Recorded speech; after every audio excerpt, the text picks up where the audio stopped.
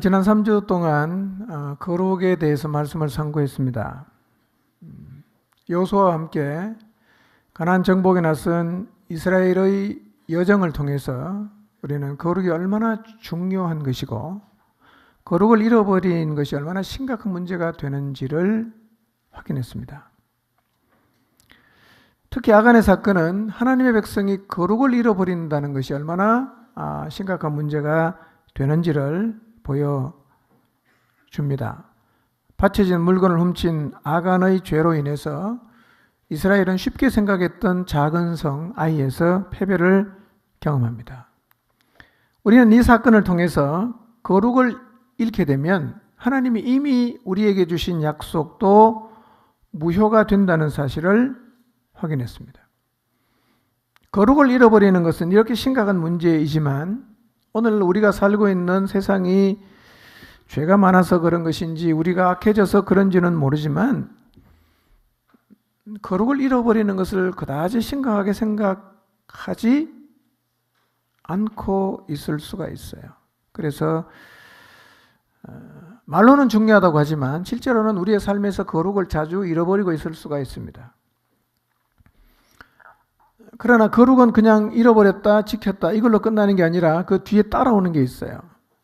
그래서 우리가 만약에 거룩을 잃어버린다면 우리의 미래를 송두리째 잃게 됩니다. 그래서 우리가 하나님의 백성답게 살아가려고 하면 내일이 있는 삶을 살려고 하면 반드시 거룩을 고수해야 합니다.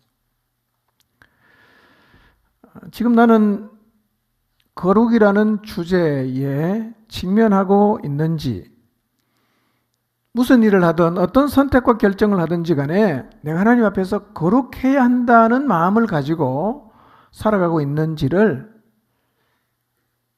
한번 돌아보시기를 바랍니다. 늘 우리는 우리 자신에게 되뇌어야 합니다. 거룩해야 돼. 거룩한 것이 미래가 있는 길이야. 거룩해야만 나는 하나님의 사람답게 살 수가 있어. 늘 우리 자신에게 되뇌어야 합니다. 오늘의 거룩이 나의 내일을 결정한다는 사실은 결코 과장된 이야기가 아닙니다. 거짓말도 아니고 명백한 사실입니다. 다시 한번 하나님 앞에서 거룩한 삶을 결단하게 되시기를 바랍니다. 거룩이 무엇인가? 그냥 착하게 사는 정도가 아니라 세상과 구별되게 사는 것임을 말씀을 드렸습니다. 그리고 거룩하게 살아가는 방법 두 가지. 첫째는 진리를 따라 사는 것이고 둘째는 세상에 섞이지 않는 것이었어요. 특히 하나님께서 이스라엘을 가나안에 들여보낼 때 신신당부 반복해서 부탁하신 게 있어요. 그게 뭐냐? 너네가 가나안 땅에 들어가면 절대로 그 땅에 있는 사람처럼 되지 마라. 이게 부탁이었어요. 가나안 사람처럼 되지 마라.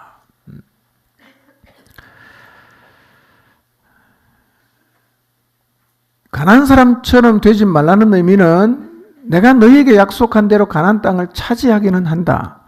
근데 너희가 그 땅에 들어가서 그 사람들이 섬기고 있는 신, 바알과 아세라 섬기면 안 되고 그 사람들이 추구했던 풍요와 다산, 쾌락을 추구하면 안 된다.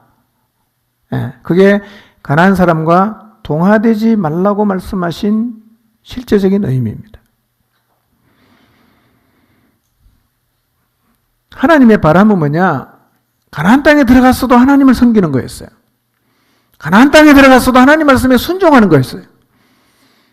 그런데 우리가 아는 것처럼 안타깝게도 이스라엘은 가나안에 들어가서 가나안 사람과 같아졌습니다. 가나안 사람과 같아졌다는 얘기는 거룩을 잃었다는 얘기죠. 거룩을 잃고 나니까 정체를 잃어버립니다. 내가 누구지? 그리고 존재의 이유도 잊어버립니다. 결국은 망했습니다. 그런데 가나안 사람들이 추구하던 바알과 아세라, 다시 말하면 풍요와 쾌락은 아담부터 지금까지 모든 세상 사람들이 동일하게 추구하는 거예요. 하나님 오늘 우리를 향해서 구체적으로 거룩을 요구하신다면 이렇게 말씀하실 겁니다. 너희는 세상에 사는 동안 풍요와 쾌락을 추구하지 말고 하나님을 섬기고 하나님 말씀에만 순종하며 살아라. 하나님 우리가 그렇게 말씀하실 것입니다. 그런데 어쩌면 오늘 우리도 이스라엘 백성처럼 세상에 섞이지 말라는 이 부분에서 실패하고 있는지 모릅니다. 성경을 보면 이스라엘 백성들이 실패했던 대부분의 영역에서 오늘 우리도 실패합니다. 그들과 차별되는 게 아니라 그들의 역사를 보면서 우리는 똑같이 그 길을 걸어가고 있어요. 그러니까 이스라엘이 실패했다. 우리가 실패할 가능성이 매우 높습니다. 부정하고 싶겠지만 그건 사실입니다. 그래서 이스라엘 백성의 실패가 정말 우리의 삶의 거울이 되어서 그들의 실패를 우리의 삶에서는 반복하지 않도록 해야 합니다. 거룩 너무너무 중요한 것입니다. 오늘 우리가 살필 시편 1편은 복 있는 사람이 누군가에 대해서 말씀하고 있습니다. 어떤 사람이 복 있는 사람이죠? 세상에서 복이 있다라고 하면 대충 우리 머릿속에 그려지지 않습니까? 젊은 나이에 출세하고 돈 많이 벌고 애 그냥 낳아서 타복하게 부부 사이좋게 여행하면서 부족함 없이 사는 사람 보면 참 복이 많다라고 우리가 얘기를 하지 않습니까? 머리가 좋은 게 복이 있는 겁니까? 돈이 많은 게 복이 있는 겁니까? 얼굴이 잘생긴 게 복이 있는 겁니까? 뭐가 복입니까? 복의 기준은 시대마다 좀 이렇게 달라집니다. 근데 의외로 성경은 누가 복이 있느냐? 시편 1편에 보니까 거룩한 사람이 복이 있다 이렇게 말합니다. 거룩한 사람이 복이 있다. 예. 3절에 보면 거룩하게 살아가는 사람의 삶에 따라오는 게 있어요. 철을 따라 열매가 있습니다. 잎사귀가 마르질 않아요. 모든 일이 형통하게 돼요. 이것은 사실은 여호수아 얘기랑 비슷해요. 다윗의 얘기랑 비슷합니다.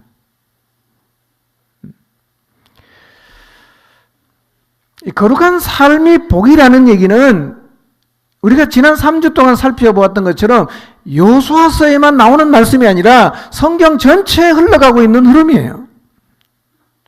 거룩한 자가 복이 있어요. 무슨 얘기인가? 한번 좀 시편 1편을 통해서 살펴보도록 하겠습니다. 자, 본문을 다시 한번 읽어보겠습니다. 1절에서 6절까지 읽습니다. 자, 거룩한 사람이 복이 있다고 했는데 한번 그거 연관해서 한번 읽어보시기 바랍니다. 시작. 복 있는 사람은 악인들의 꾀를 따르지 아니하며 죄인들의 길에 서지 아니하며 오만한 자들의 자리에 앉지 아니하고 오직 여호와의 율법을 즐거워하여 그의 율법을 주야로 묵상하는도다. 시냇가에 심은 나무가 철을 따라 열매를 맺으며 그 잎사귀가 마르지 아니함 같으니 그가 하는 모든 일이 다 형통하리로다. 악인들은 그렇지 아니하며 오직 바람에 나는 겨와 같도다. 그러므로 악인들은 심판을 견디지 못하며 죄인들이 의인들의 모임에 들지 못하리로다. 무릇 의인들의 길은 여호와께서 인정하시나 악인들의 길은 망하리로다. 예. 누가 복 있는 사람인가? 1절, 2절을 보니까요. 누가 복 있는 사람인가? 1절처럼 하는 사람이 복 있는 사람이에요. 1절처럼. 1절을 다시 한번 볼까요? 이 사람이 복 있는 사람이에요. 예, 1절을 다시 한번. 1절만 시작.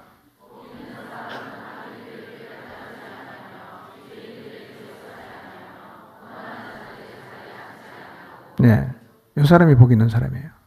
이 사람이. 요 다른 말로 뭐냐? 이 사람이 거룩한 사람이에요. 물론 1절 말씀에는 거룩이라는 단어가 나오지 않습니다. 근데 거룩의 의미가 뭐라고요? 구별이잖아. 1절에 나오는 이 사람은 적어도 세상 사람들과는 구별되게 사는 사람이에요. 다른 말로 뭐라고 표현할 수 있어요? 거룩한 사람이다. 이 사람이 어떤 사람이에요? 복이 있다 이렇게 말하는 겁니다. 누가 복이 있냐? 거룩한 사람이 복이 있어요. 이 사람이 어떤 부분에서 세상 사람과 구분이 되느냐 하면 이렇게 말합니다. 악인의 꾀를 따르지 않는다. 악인과 구분되게 살아요. 그 다음에 죄인들의 길에 서지 않는다. 죄인과 구분되게 살아. 그 길에 안 서요. 그 다음에 오만한 자들의 자리에 앉지 않아요. 오만한 사람과 구별되게 살아요. 이 세 종류의 사람을 통칭하면 세상 사람이라고 말할 수 있어요. 세상 사람들과 구별되는 삶을 산다. 이거를 다르게 하면 어떤 사람이라고 말할 수 있다고요? 거룩한 사람이다. 이 사람을 성경이 뭐라고 말합니까? 복이 있다 이렇게 말합니다. 복이 있다. 예. 자, 그래서 좀 자세히 살펴봅니다. 1절 다시 봅니다. 복 있는 사람은 악인들의 꾀를 따르지 않고 죄인들의 길에 서지 않고 오만한 자들의 자리에 앉지 않는데, 그러니까 삶의 방식이 이 사람들처럼 안 살기 때문에 독특한 방식으로 살아요. 복 있는 사람은. 세상 사람들이 살아가는 방식이 아닌 이 사람들과는 전혀 다른 방식으로 살아가니까 보면 완전히 구분이 돼요. 예. 자, 이게 어떤 의미냐 하면, 사람들은 저마다요, 세상을 살아가는 나름의 기준을 갖고 있어요. 여러분도 다 갖고 있어요. 지침도 가지고 있습니다. 내가 가지고 있는 그 기준과 지침에 의해서 우리는 인생을 살면서 겪는 여러 문제들을 결정을 합니다. 그리고 선택도 합니다. 나이가 들어가다 보면 이런 나름의 기준과 지혜가 생기고 노하우도 가지게 되죠. 그래서 인생을 살다가 문제가 생기거나 중요한 문제를 선택하는 자리에 서면 주변에 있는 이 사람 저 사람이 자신이 가지고 있는 지혜와 경험을 가지고 이래라 저래라 다 조언을 합니다. 아마 여러분도 그런 조언을 받아보신 적이 있을 것이고 또 여러분이 다른 사람을 향해서 조언을 해 주신 적도 있을 것입니다. 그런데 바로 이 선택과 결정의 순간에 누구의 조언을 받아들이느냐에 따라서 복 있는 사람이 되기도 하고 복 없는 사람이 되기도 한다는 거예요. 누구의 조언을 받아들일 것인가? 예. 누구의 지혜를 받아들일 것인가? 복 있는 사람은 악인의 조언을 안 받아요. 죄인들의 말을 안 따라갑니다. 오만한 자들의 자리에 앉지도 않아요. 확실하게 구분되게 사는 거예요. 이게 거룩이거든요. 자, 그러면 시편 기자가 말하는 악인이 누구일까요? 죄인은 또 누구일까요? 오만한 자는 또 누구일까요? 시편 기자가 말하는 악인, 죄인, 오만한 자는 어쩌면 우리가 생각하는 그런 사람이 아닐 수 있어요. 그러니까 여기서 말하는 악인, 죄인, 오만한 자는 우리가 봤을 때 특별히 악하거나 죄가 많거나 아주 버릇이 없고 고약하고 건방진 사람을 일컫는 말이 아니에요. 먼저 악인은 사회 통념으로 봤을 때 하위 10%에 속하는 그런 부류를 지칭하는 게 아니에요. 시편 기자가 말하는 악인이 누구냐? 하나님이 없는 사람이에요. 이 사람이 악인이에요. 예. 성경은 누구를 악인이라고 말을 하느냐면 하나님이 없는 사람을 악인이라고 말합니다. 그래서 복 있는 사람은 어떻게 살아가느냐 하면 이 하나님이 없는 사람들의 꾀를, 조언을 따르지 않는다는 거예요. 좀 더 실제적으로 설명하면 이런 겁니다. 이스라엘 백성이 가나안 땅에 들어갔어요. 근데 가나안을 정복하고 정착을 하는 과정에서 무엇인가를 선택하고 결정해야 되는 상황이 왔습니다. 그런데 그때 그 결정을 하나님이 없는 가나안 사람을 찾아가서 그 사람들이 하라는 대로 하면 안 된다는 말입니다. 여러분, 이 말은 악인의 꾀라는 것이 어리석고 말도 안 되고 늘 바보 같다는 말이 아닙니다, 여러분. 세상 사람, 하나님이 없는 세상 사람이 가지고 있는 지혜가 때로는 너무너무 지혜롭게 보일 때가 있죠. 그렇게 하면 훨씬 더 이익일 것 같아. 하나님 말씀 따라가는 것보다 그 사람의 이 지혜와 조언을 따라가는 것이 훨씬 더 좋아 보일 때도 있지만, 어떤 사람이 복 있는 사람이냐? 이유 여하를 막론하고 크고 작은 선택의 순간에 하나님이 없는 사람들의 꾀를 따라가지 않는 거예요. 이 사람이 복 있는 사람입니다. 여러분, 인생의 중대한 문제 앞에 한번 서보세요. 얼마나 많은 사람이 와서 나한테 얘기해 줍니까? 이래라 저래라 뭐 이렇게 해라 다 얘기하지 않습니까? 근데 어떤 사람이 복 있는 사람이냐? 악인의 꾀에다 귀를 닫는 거예요. 따르지 않는 거예요. 여러분, 한번 내 인생의 크고 작은 문제와 중대사 앞에서 결정을 하고 선택을 했을 텐데 한번 돌아보세요. 누구를 찾아가서 조언을 구하고 누구의 말을 따랐는지 한번 생각해 보세요. 하나님의 기대가 뭐냐? 하나님의 기대는 하나님의 자녀들이 악인들의 꾀를 따르지 않는 거예요. 이게 하나님의 기대입니다. 그래서 성경은 이 사람이 복 있는 사람이라고 말합니다. 악인의 꾀. 너무 지혜롭게 보일 수도 있어요. 문제는 뭐냐? 그 조언과 지혜에 근본적으로 하나님이 안 계신 거예요. 틀린 겁니다.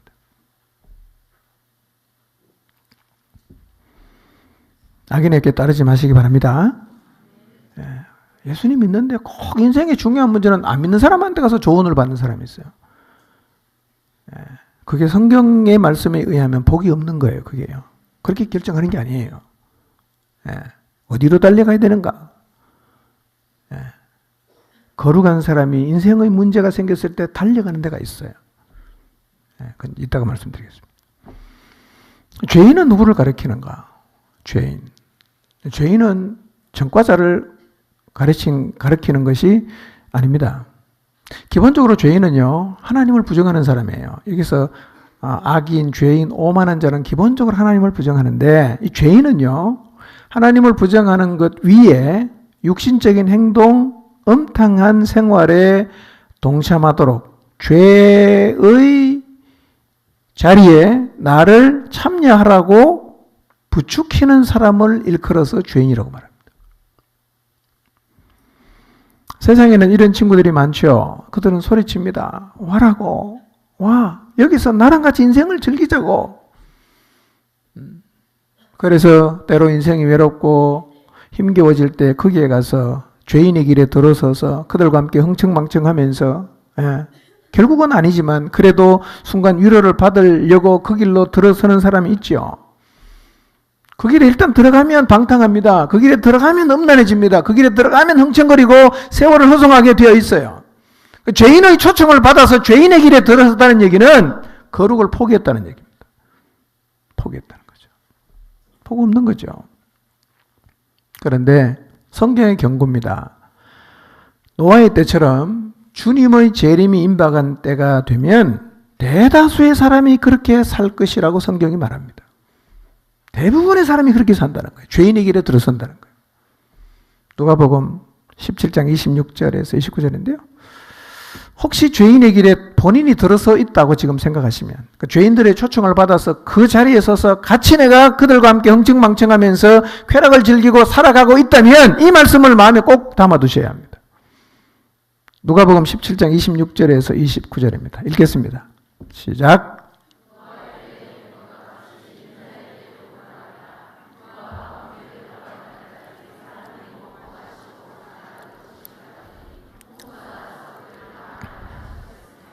또 롯의 때와 같으리니 사람들이 먹고 마시고 사고 팔고 심고 집을 짓더니 롯이 소돔에서 나가던 날에 하늘로부터 불과 유황이 비오듯 하여 그들을 멸망시켰느니라.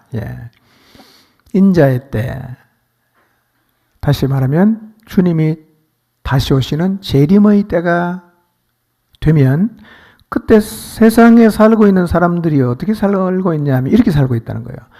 먹고 마시고 시집가고 장가가는 일에 정신을 빼앗긴다는 거예요. 그러니까 주님이 이 세상에 다시 오실 때쯤 되면 대부분의 사람들이 죄인의 길에 서서 흥청망청 쾌락을 추구하며 살아가게 된다는 겁니다. 근데 언제까지 그렇게 사냐? 홍수가 나서 멸망시킬 때까지, 소돔성이 멸망하는 날까지 살았던 것처럼 주님이 올 때까지 그렇게 산다는 거예요. 이 말씀이 시사하는 바가 있어요. 그게 뭐냐? 죄인의 길에 서서 인생을 즐기면서 살아가는 사람들은 늘 이렇게 말합니다. 오늘은 괜찮을 거야. 아직은 괜찮을 거야. 그래서 오늘도 내일도 계속 죄인의 길에서 흥청거리면서 그 길을 떠나지 않는데, 언제까지 그렇게 스스로 자위하면서 죄인의 길에서 사느냐 하면 주님이 다시 오시는 날까지 그렇게 산다는 거예요. 사실 이 말씀은 굉장한 경고입니다. 죄인의 길에 머물러 산다면 오늘 떠나시기 바랍니다. 내일 괜찮을 거야. 그 다음날 괜찮을 거야. 그렇게 살다가 언제까지 간다고요? 주님이 다시 오시는 날까지 그렇게 살게 된다는 거예요. 이 말씀은 사실은 우리를 향한 경고지요. 우리가 죄에 자꾸 무뎌집니다. 왜 무뎌지냐? 죄악이 너무 많아지니까. 너도 나도 다 죄를 짓고 사니까 이 죄에 대한 부담이 자꾸 없어지는 거예요. 여러분, 10명 중에 나 혼자 죄를 지었다. 가책이 심하죠. 10명 중에 10명이 다 죄 지었다. 별로 부담이 없어지는 거예요. 너도 나도 죄를 짓거든요. 이제는 어디까지 사람들이 말을 합니까? 죄라는 것은 원래 없다는 거예요. 느끼기 나름이고 생각하기 나름이지 원래 죄는 없다. 이렇게 얘기를 해서 죄에 대한 부담을 자꾸 덜어주고 더 쾌락을 추구하도록 부추긴단 말이에요. 그래서 죄인의 길에서 사람들이 떠나질 않아요. 성경은 말하는 겁니다. 복 있는 사람은 이 길에 서지 않는다는 거예요. 이 사람이 복 있는 사람이에요. 그러면 오만한 자들은 누구를 가리키는 걸까요? 여기서 오만한다는 말은 사람들에게 건방진 태도를 보인다는 의미가 아니라, 오만은 하나님 없다고 말하면서 하나님을 향해서 함부로 말하고 심지어 하나님을 조롱하는 태도를 가진 사람을 가리켜서 오만한 자다고 말합니다. 오늘도 오만한 자들은 외칩니다. 하나님 없어. 하나님 없어. 그리고 자기 인생은 자기가 책임져야지, 사람이 나약해서 있지도 않은 신을 의지하려고 하지 마 라고 얘기를 합니다. 무신론자들은 이렇게 말하죠. 없는 하나님 때문에 불편해하지 마십시오. 하나님 원래 없어요. 그러니까 괜히 있는 걸로 가정해놓고 죄를 지었다, 그냥 두렵다, 이렇게 불편하지 말라는 거예요. 아주 오만한 것입니다. 누가 복 있는 사람인가? 이런 마음의 자세를 가지고 하나님이 없다고 함부로 말해야 되는 이런 오만한 자의 자리에는 앉지도 말라는 거예요. 그게 뭐다? 그게 복 있는 거라는 거죠. 이런 태도를 다르게 표현하면 거룩이라고 말하는 겁니다. 하나님이 없다는 주장에 대해서 한 말씀 드리겠습니다. 여기도 혹시 하나님 없다고 주장하시는 분이 계실지 모르겠어요. 제가 지금 말하는 것은 매우 과학적이진 않고, 과학을 전혀 모르는 사람, 의학을 전혀 모르는 사람이 느끼는 것을 설명하는 거니까요. 과학적으로 저한테 물으면 제가 대답 못합니다. 근데 저는요, 우리 몸을 보면 하나님을 참 부정할 수가 없어요. 몸을 보면. 왜냐하면 우리 몸이 기능을 하는 걸 보면요, 이거는 진짜 너무너무 전지전능하신 분이 설계를 하지 않았다면 우리 몸이 이렇게 기능할 수가 없어요. 예를 제가 몇 가지 들어볼게요. 뜨거운 물건 있잖아요. 뜨거운 거. 뜨거운 물건을 탁 이렇게 잡으면 우리가 어떻게 반응합니까? 곧바로 손을 떼잖아요. 만지면 뗐어요. 그게 뭐 이상한가? 뜨거우니까 뗐지. 그거 맞아요. 뜨거우니까 뗀 거 맞는데, 근데 금방 딱 잡았다가 뜨거워서 손을 뗐는데 이 짧은 시간에 보고와 지시와 행동이 다 일어난 거예요. 1초도 안 되는 순간에. 어떤 보고가 있냐. 딱 잡았는데 뜨겁잖아요. 그럼 뜨겁다는 보고가 올라가요. 내 몸에서. 그럼 뭐라고 보고를 합니까? 떼라고 보고하는 거예요. 지시를 하는 거예요. 그리고 내가 어떻게 알아들었어. 그래서 딱 잡았는데 뜨거우니까 뜨겁다고 보고를 냈고 머리에서 손을 떼라고 지시가 내려왔고 내가 손을 딱 뗐단 말이에요. 순식간에 일어난 일인데 그 사이에 이 일이 다 일어났어요. 근데 이 짧은 시간에 이 정보가 어떤 루트를 통해서 무엇을 통해서 보고가 되고 지시가 되고 실행이 되었는가 지금도 못 밝힙니다. 그냥 뗀 건 아니에요. 분명히 보고를 했어요. 근데 신경계통에 문제가 생기면 보고가 안 돼요. 이 병이잖아요. 이 대단한 메커니즘을 가진 우리의 몸이 만든 분이 없이 이게 가능했을까 이게?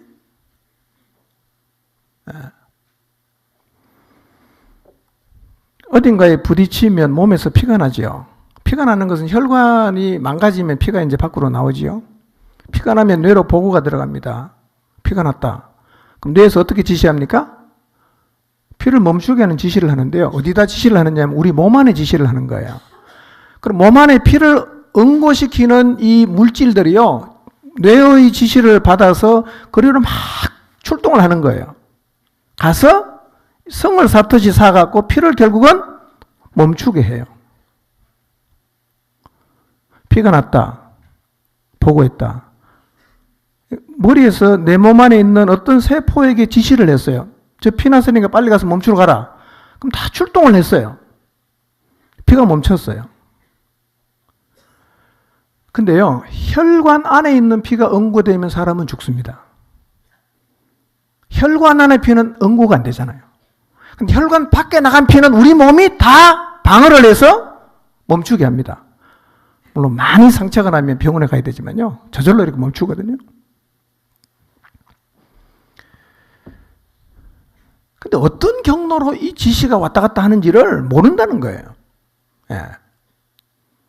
우리 몸이 진화가 되었다면, 만든 분이 없다면 이런 복잡한 신경과 명령 체계가 이게 어떻게 존재할 수가 있었겠냐는 거예요. 우리 몸은 정말 신묘막측합니다. 왜 어떻게 그런 작용을 하는지 모릅니다. 연구를 해도 몰라요. 이 대단한 인간을 만드신 분은 그리고 이 하나님이 만들어낸 것을 인간이 밝혀내지를 못하는 걸 보면 하나님이 인간보다 뛰어난 것은 사실이에요. 그런데 최근에 밝혀낸 것은 인간의 몸 안에 뭐가 있어요? 설계도가 있다고 하지 않습니까? 설계도가. 인간에게만 설계도가 있는 게 아니라 모든 생명체는 다 설계도가 있어요. 이것도 진화돼서 만들어졌을까요? 하나님이 없다고 부정할 수가 없어요. 네. 하나님 계십니다. 그러므로 하나님의 자녀된 우리는 하나님이 없다고 하는 오만한 자와 같은 자리에 앉지 않아야 합니다. 아무리 성공한 사람이어도 신성을 모독하고 하나님을 부정하는 오만한 자와는 우리가 더불어 관계를 맺고 살기를 거부해야 됩니다. 자, 이렇게 악인, 그 다음에 죄인, 오만한 자의 결국이 어떻게 되는가? 4절, 6절을 보겠습니다. 그들의 결국은 이렇게 된다고 말씀하고 있어요. 자, 4절, 6절, 4절, 5절, 6절 시작. 오직 바람에 나는 겨와 같도다. 그러므로 악인들은 심판을 견디지 못하며 죄인들이 의인들의 모임에 들지 못하리로다. 물론 너희들은 여호와께서 인정하시나 악인들의 길은 망하리로다. 예. 자, 세 부류의 사람을 이제는 하나로 통칭합니다. 악인 이렇게 통칭합니다. 악인들은 그렇지 않다. 예, 3절에 보면 하나님 앞에 복 있는 자로 살아가는 사람의 결과를 얘기하거든요. 근데 악인들은 그렇지 않다는 거예요. 대조가 된다는 것입니다. 악인들의 결국은 다르다는 거예요. 어떻게 다른가? 4절에 보니까 악인들의 길은 첫째, 바람에 나는 겨와 같다. 겨와 같다. 바람에 나는 겨와 같다는 말은 추수활동에서 끌어온 그림이에요. 여러분, 추수하는 타작마당을 생각해 보세요. 그 타작마당에서 겨가 가지는 의미가 무엇입니까? 중요합니까? 예, 타작마당에서 겨는 쓸모가 없어요. 그래서 결국은 다 모아다가 불사르게 되어 있습니다. 결국 악인의 길은 이렇게 쓸모 없어진다는 거예요. 또 하나, 바람에 나는 겨는 시냇가에 심은 나무와 반대 개념으로 표현이 되는 것입니다. 이런 얘기입니다. 복 있는 사람, 거룩한 삶을 사는 사람은 시냇가에 심은 나무와 같이 매우 삶이 안정적입니다. 그런데 악인들의 길은 바람에 나는 겨처럼 불안하고 정함이 없고 흔들거린다는 말입니다. 이것이 하나님을 떠난 사람들의 모습이에요. 그 다음에 악인들은 두 번째로 심판을 견디지 못한다 그랬어요. 여러분, 하나님이 없다고 말하면서 살아가면 이 땅에 사는 동안에도 정함이 없고 늘 흔들거리겠지만, 중요한 것은 마지막 날 하나님 앞에 섰을 때 하나님의 용납하심을 얻지 못하게 됩니다. 그날 그분 앞에 서면 그들의 실체가 적나라하게 드러나서 정죄를 당할 것이고 영원한 형벌에 처하게 됩니다. 그래서 악인들이 심판을 견딜 수가 없다, 이렇게 표현하고 있습니다. 그 다음에 세 번째로 악인은 의인들의 모임에 들지 못한다. 예, 묵상해 보세요. 의인들의 모임에 악인은 낄 수가 없어요. 나중에 우리가 주님 앞에서 그 천국에서 놀라운 파티를 하고 잔치를 할 때 악인들은 거기 낄 수가 없어요. 이 땅에서는 큰 소리 칠지 몰라도 결국 죄인들은 의인들의 모임에 들어오지를 못합니다. 그런데 마지막으로 악인의 길은 어떻게 된다고 말씀하고 있습니까? 의인의 길은 하나님 인정해요. 예, 거룩한 삶을 살아가는 사람의 길은 하나님이 다 인정해 줍니다. 우리 인생에 다 인정을 받아요. 근데 악인의 길은 인정을 못 받습니다. 그리고 어떻게 되냐? 망하는 겁니다. 하나님을 떠나면 걸어가는 인생길도 불안하지만 결과는 더더욱 절망입니다. 왜냐하면 그 길의 종착역이 멸망이기 때문에. 자, 복 있는 사람은 악인의 길을 쫓지 않습니다. 그 다음에 죄인들의 길을 서지 않습니다. 오만한 자의 자리에 앉질 않아요. 그러면 인생에 문제가 생겼다, 중요한 선택을 해야 된다, 지혜가 필요하다, 어디로 가야 되겠어요? 그래서 복 있는 사람, 거룩한 사람은 중요한 선택과 결정을 해야 되는 순간이 되면 어디론가 달려가는데 어디로 가느냐? 2절을 보겠습니다. 2절 읽겠습니다. 시작. 네. 거룩한 사람은 늘 달려가는 곳이 있어요. 악인들이 아니에요. 죄인들도 아닙니다. 오만한 자가 아니에요. 어디입니까? 여호와의 율법을 향해서 달려갑니다. 그리고 그 말씀을 주야로 묵상한다 그랬어요. 자, 이 말의 의미가 무엇인지 구체적으로 좀 생각해 보도록 하겠습니다. 여러분, 거룩한 사람은 사실은 거룩한 사람이 되게 하는 요인일 수도 있어요. 두 가지입니다. 첫째는 뭡니까? 여호와의 율법을 즐거워해요. 두 번째로는 그 말씀을 주야로 묵상해요. 오늘 우리가 묵상의 시련을 해보겠습니다. 한번 연습해 보겠습니다. 설교 시간에. 네. 자, 악인은 문제가 생기면 악인의 길을 따라가고, 그 다음에 죄인의 길에 서고, 그 다음에 오만한 자의 말을 듣지만, 그러나 복 있는 사람은 어디로 달려간다고요? 여호와의 율법을 향해서 달려가요. 이 사람은 하나님의 법도와 말씀만을 즐거워한다. 자, 여러분, 이 말씀 이해가 됩니까? 오직 여호와의 율법을 즐거워하여. 여러분, 여호와의 율법을 즐거워해 보신 적 있습니까? 네. 세상 살다 보면 즐거워할 게 많은데 그 여호와의 율법이 뭘 그렇게 즐거운가?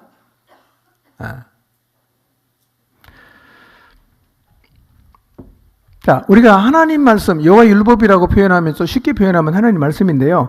하나님의 말씀을 즐거워하는 것이 가능한 일입니까? 즐거워해 보신 적 있으세요? 문제만 생기면 이리로 달려가요. 너무나 기쁜 마음으로 달려가요. 그게 해답이 다 있으니까. 예. 자, 어떻게 우리가 이 하나님 말씀을 즐거워까지 할 수 있을까? 이유가 있어요. 우리가 다윗의 고백을 한번 들어볼 필요가 있습니다. 시편 19편 7절에서 11절입니다. 왜 우리가 하나님 말씀을 즐거워해야 되는가, 할 수 있는가? 이유가 있어요. 자, 읽어보겠습니다. 시작. 여호와의 증거는 확실하여 우둔한 자를 지혜롭게 하며 여호와의 교훈은 정직하여 마음을 기쁘게 하고 여호와의 계명은 순결하여 눈을 밝게 하시도다. 여호와를 경외하는 도는 정결하여 영원까지 이르고 여호와의 법도 진실하여 다 의로우니 금 곧 많은 순금보다 더 사모할 것이며 꿀과 송이꿀보다 더 달도다. 또 주의 종이 이것으로 경고를 받고 이것을 지킴으로 상이 크니이다. 평생 하나님 말씀을 묵상하며 살았던 다윗의 고백입니다. 다윗은 자기 자신이 왜 하나님 말씀을 즐거워하는가, 왜 인생에 문제가 생길 때마다 말씀을 향해서 달려갔는가, 그것을 시편 19편에서 설명하고 있는데요. 이유가 이거예요. 내가 하나님 말씀을 즐거워하는 이유가 첫 번째, 이 하나님 말씀이 내 영혼을 소성시키니까 살린다는 거예요. 내 영혼이 죽어갈 때 말씀의 자리로 달려가면 내 영혼이 살아나는 경험을 다윗은 무수히 많이 했다. 왜 다윗이 하나님 말씀을 즐거워했는가? 이 하나님 말씀은 우둔한 자를 지혜롭게 하니까.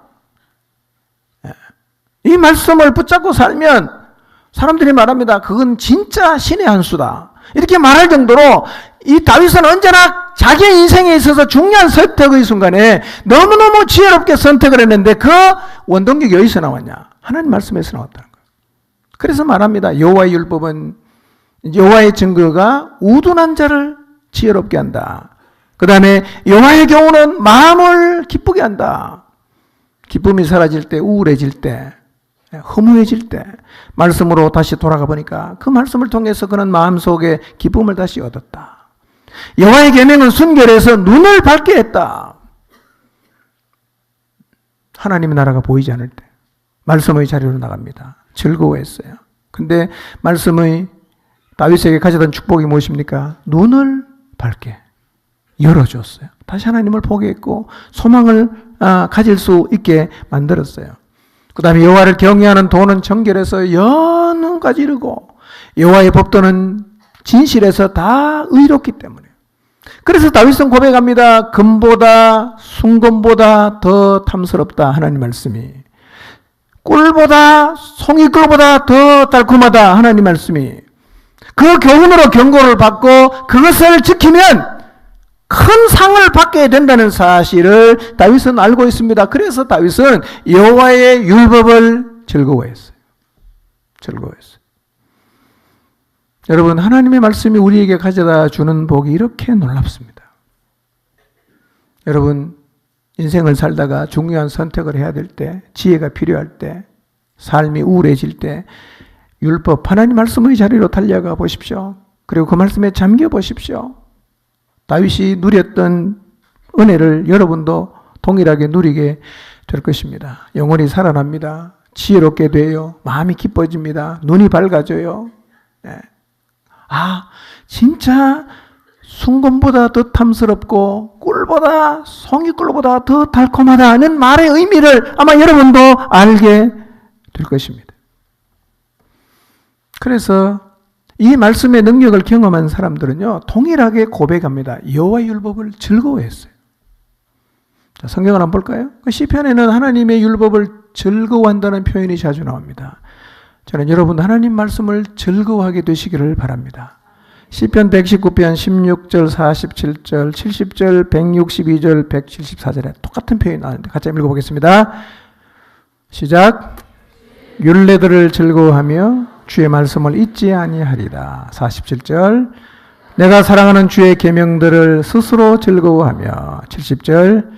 그들의 마음은 살져서 기름덩이 같으나 나는 주의 법을 즐거워하나이다. 162절. 사람이 많은 탈취물을 얻은 것처럼 나는 주의 말씀을 즐거워하나이다. 174절. 여호와여, 내가 주의 구원을 사모하여 싸우며 주의 율법을 즐거워하나이다.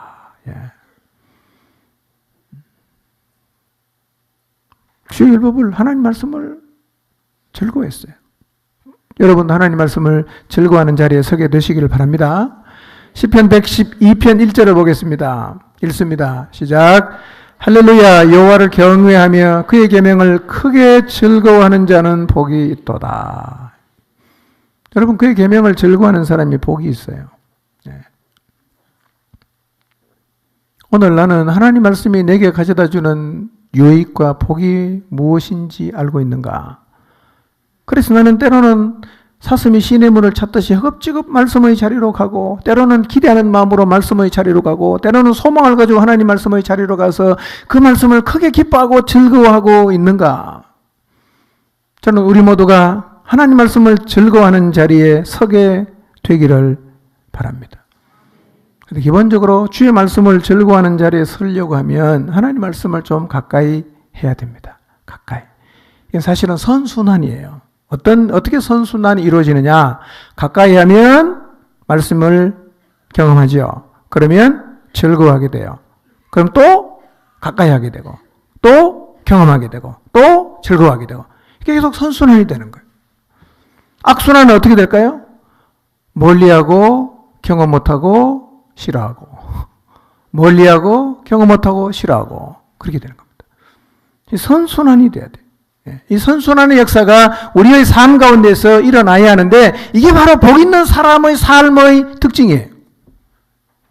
그리고 거룩하게 살게 만드는 원동력입니다. 자, 두 번째 특징은 무엇입니까? 자, 1절, 2절을 다시 읽으면서 오늘 설교를 한번 여러분이 정리해 보시기 바랍니다. 읽습니다. 시작.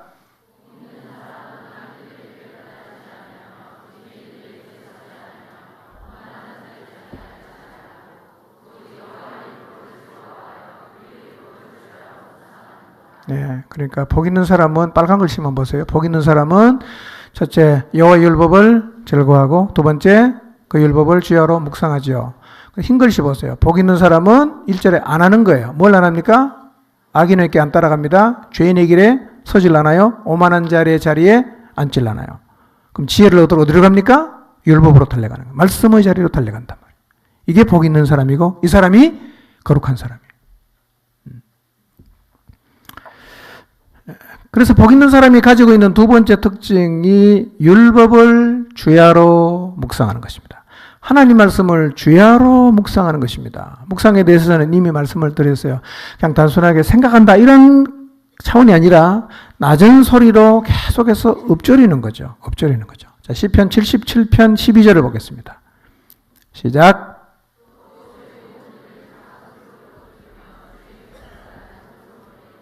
네, 묵상의 범주는 말씀뿐만 아니라 주님이 행하신 일과 행사도 사실은 포함이 되는 거죠.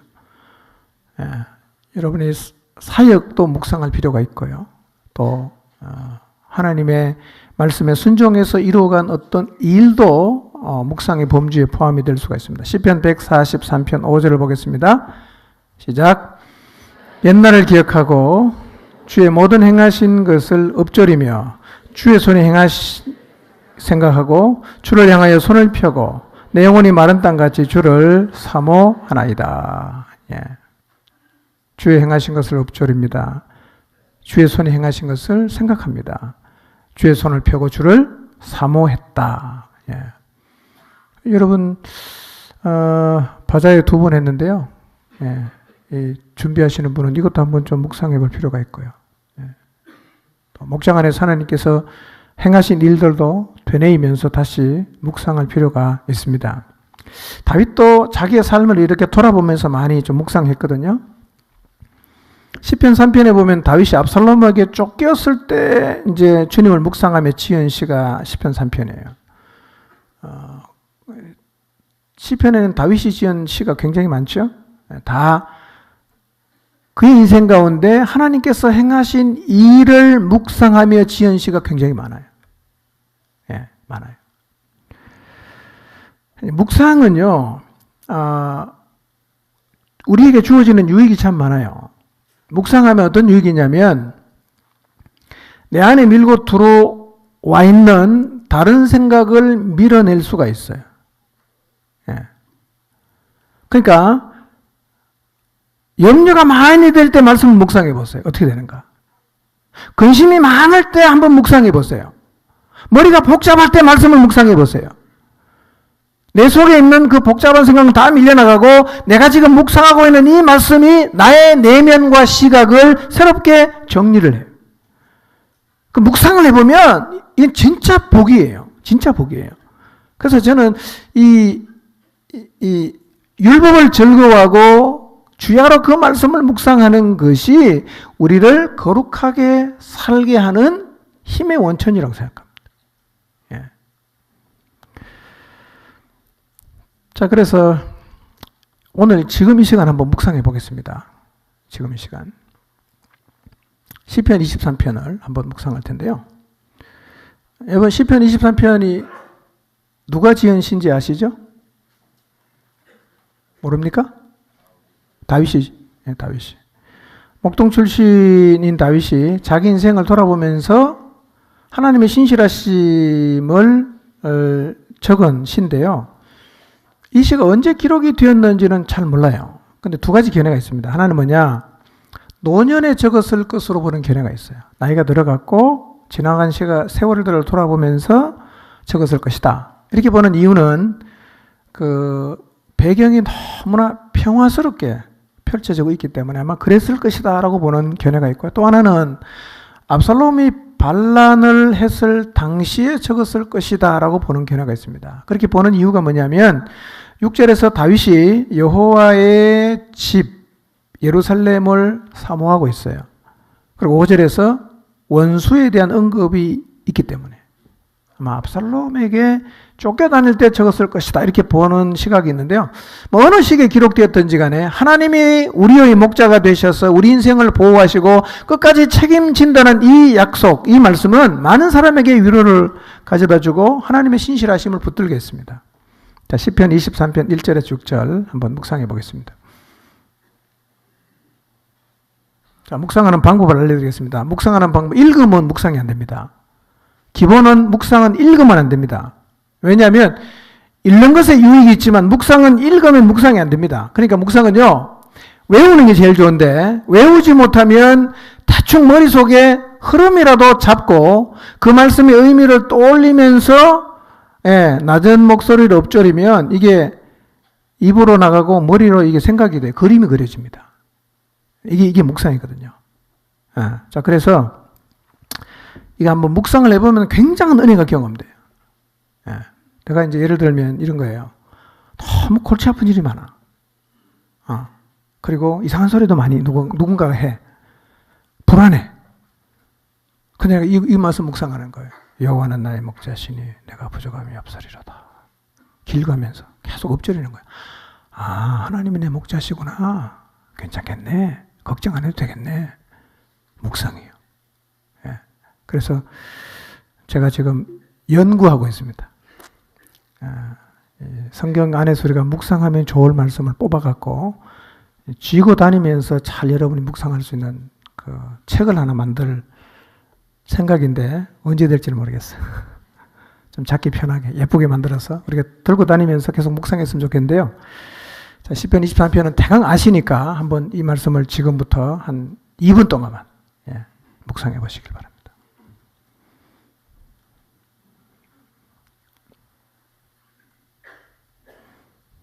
읽으면 안 됩니다.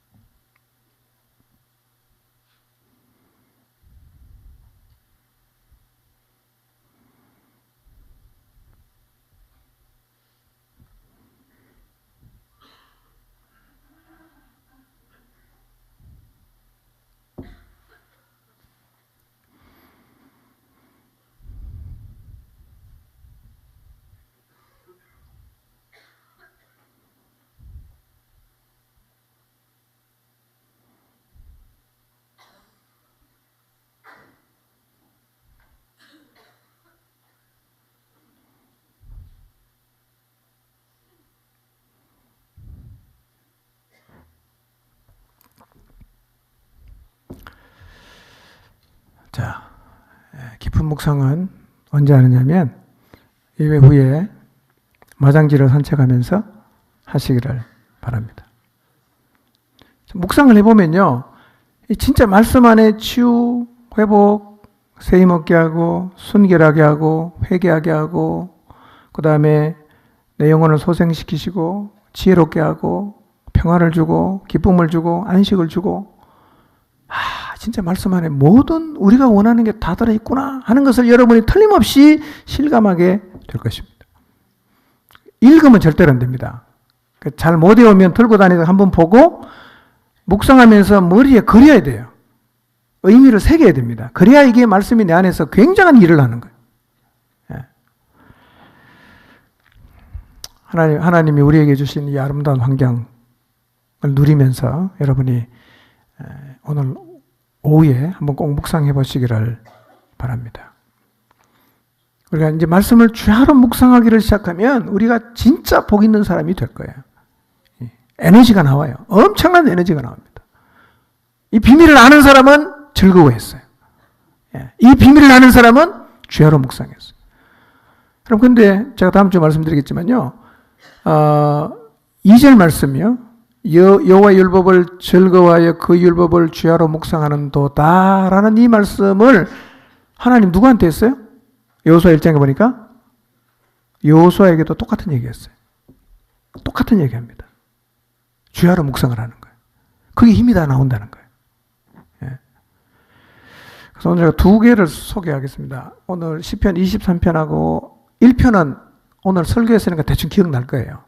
그 말씀을 한번 읊조리면서 두 개의 말씀을 오늘 오후 시간에 한번 교회 주변을 산책하면서 꼭 묵상을 해보시길 바랍니다. 근데 묵상이 언제 에너지, 힘을 발휘하느냐면요.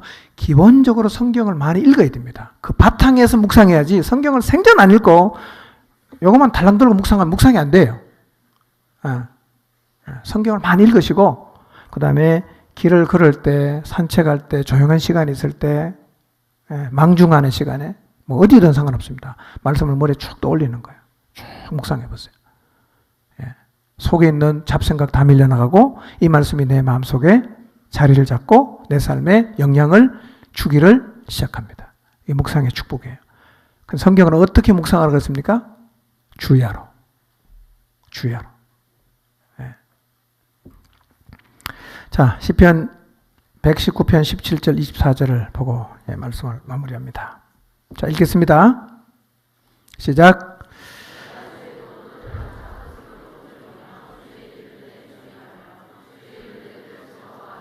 주의 말씀을 잊지 아니하리이다.